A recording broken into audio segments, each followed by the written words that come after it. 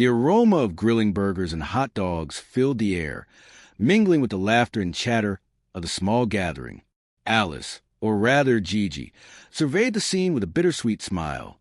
Her small backyard, usually a desolate patch of neglected grass, was now a haven of warmth and camaraderie.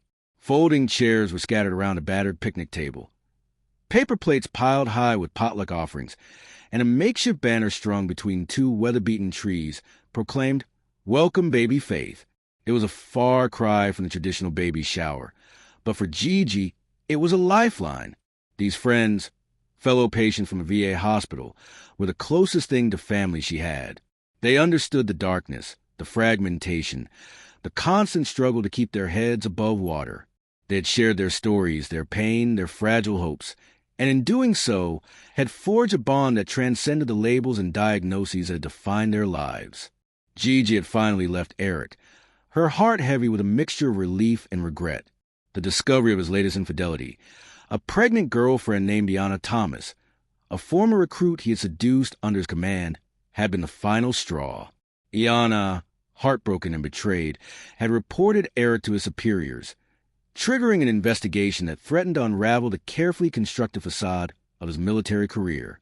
Annabelle, ever pragmatist, had stepped in, his loyalty to Eric unwavering, his motives a tangled web of guilt and misguided protectiveness.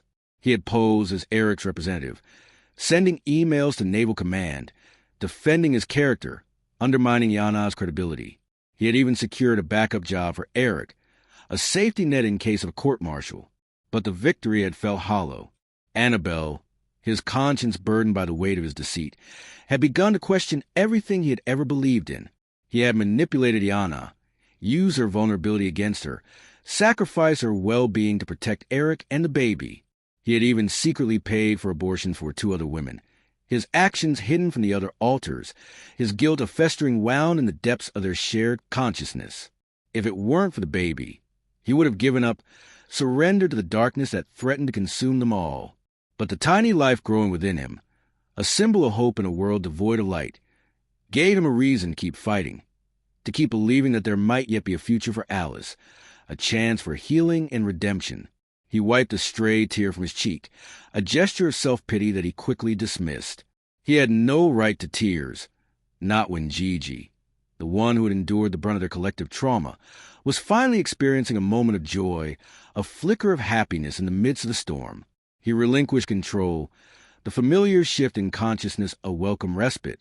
Gigi, her heart lighter than it had been in months, embraced the warmth of the gathering, the laughter of friends, the simple pleasure of a shared meal under the summer sky.